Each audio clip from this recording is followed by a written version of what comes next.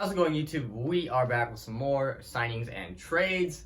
Once again, it's mostly NHL because of NHL free agency and the draft and stuff, so people got moved around. We're going to start in the MLB, though. Miami gets their hands on Jesus Luzardo, who is a talented young pitcher, in exchange for outfielder Starling Marte, who will go to Oakland. I think this is a really good deal for both sides. Oakland needs to add some more bats, some more good pieces in order to push for at least a wild card if Houston is going to dominate that AL West. Jesus Luzardo is going to be a really, really talented pitcher. He's already shown signs of greatness, signs of at least all-star level talent, and I think that we just need to see him develop his stuff into the major league level, and I think he can get there pretty soon.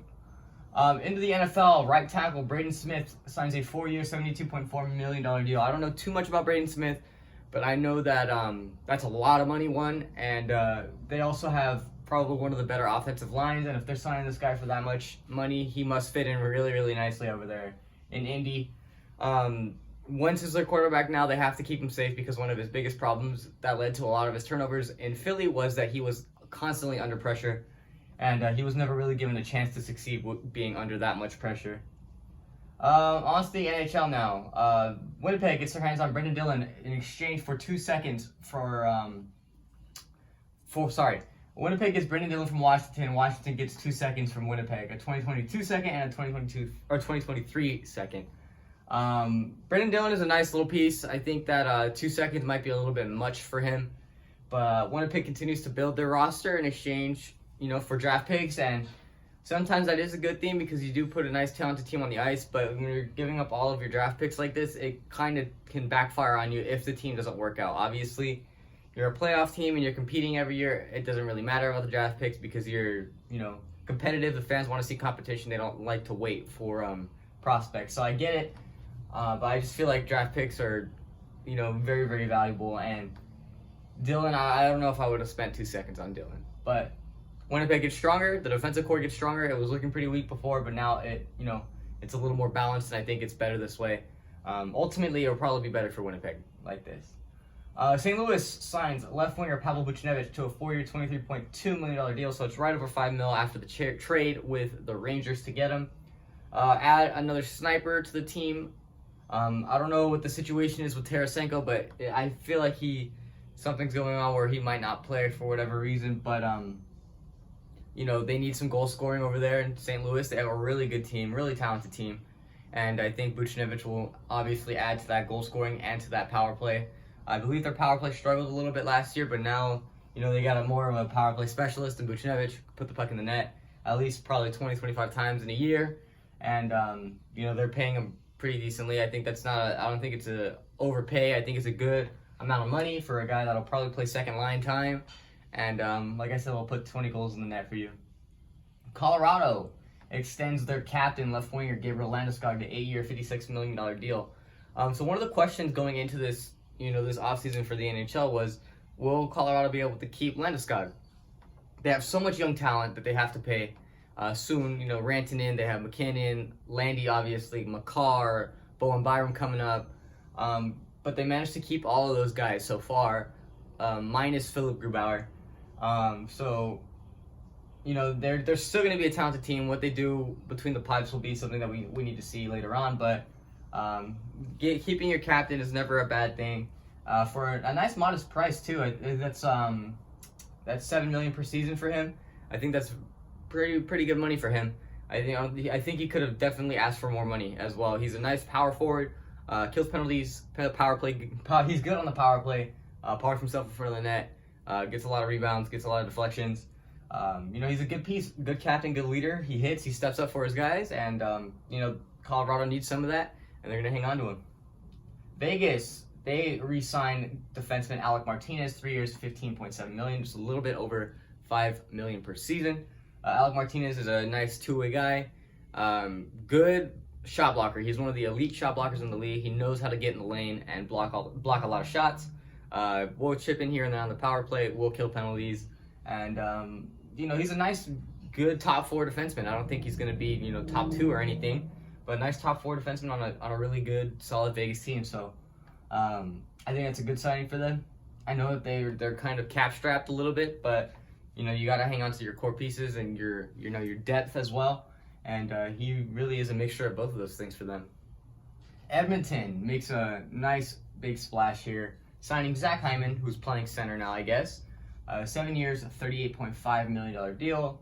I think that's a little bit too many years for an Edmonton team that could lose McDavid in 2 seasons, and Draisaitl in 3. So I don't know. I would have probably kept some of that money off the table in order to try to entice McDavid and Draisaitl into staying, because they're putting themselves in a position right now where they don't put a winning team on the ice. They both might want to leave, because if McDavid leaves, I doubt Draisaitl will stay.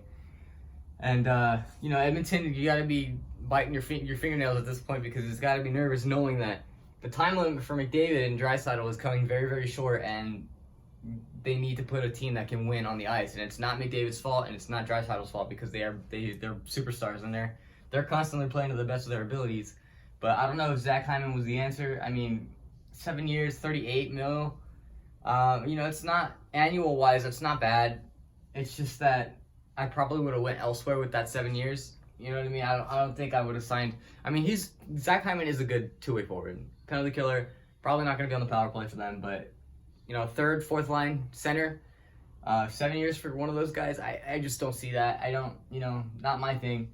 But Edmonton's trying to put a winning team on the ice, and they need to go and make those depth signings.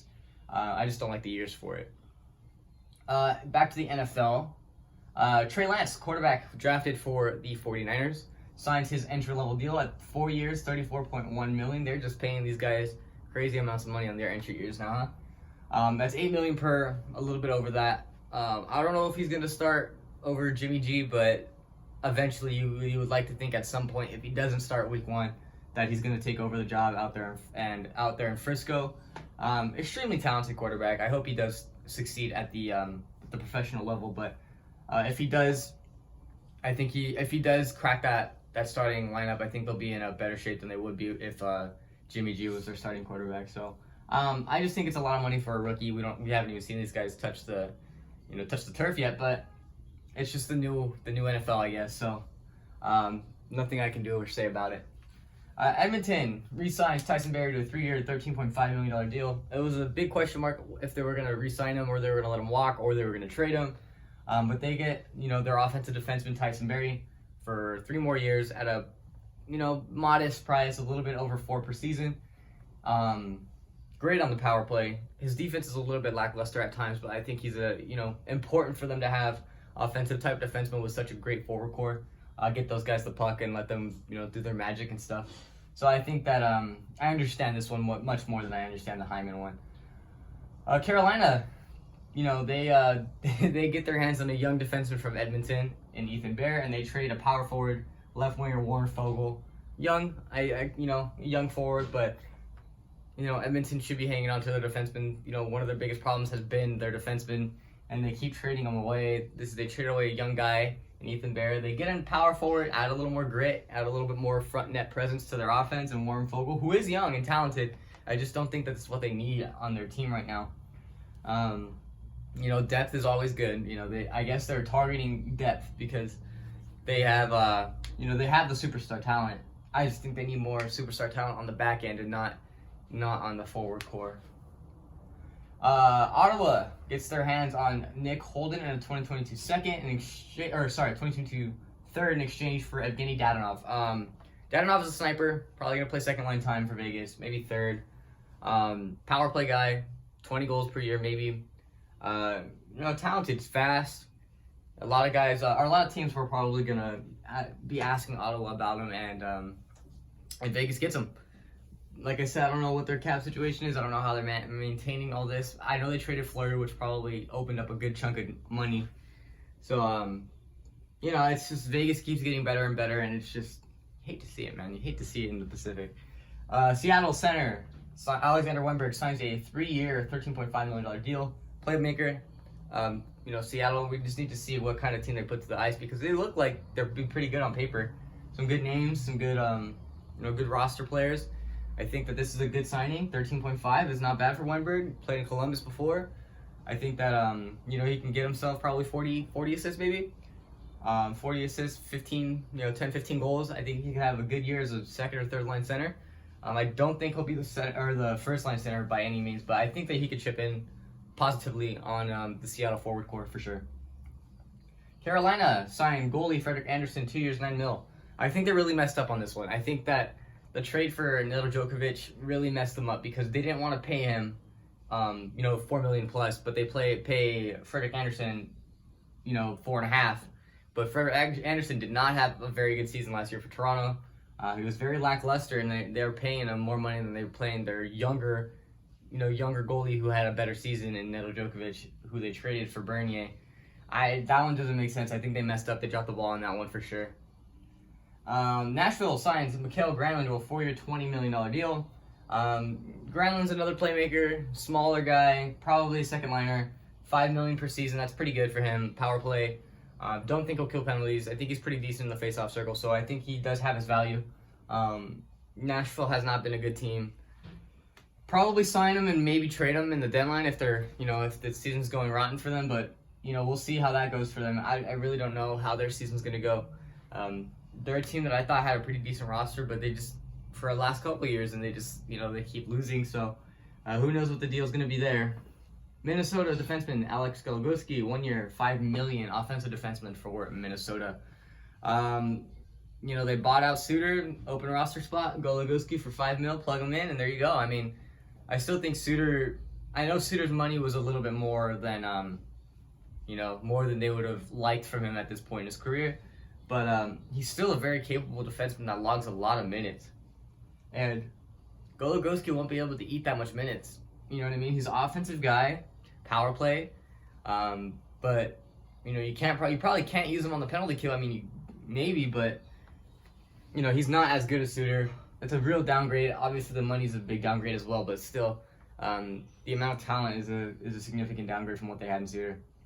Vancouver signs the defenseman Travis Hamonic to a 2-year, $6 million deal. More of a defensive defenseman, penalty kill, shutdown line kind of guy. Probably third defensive pairing for Vancouver, but they add the depth, and he's a very, very very good depth defenseman. So I can't really argue with this one at all for Vancouver. They're looking really, really good this season. But that's gonna do it for this video. Leave a like if you enjoyed, subscribe, comment what you guys think about these signings. If you guys would like to make a donation to the channel, no hit media on Cash App, and I will see you guys next time.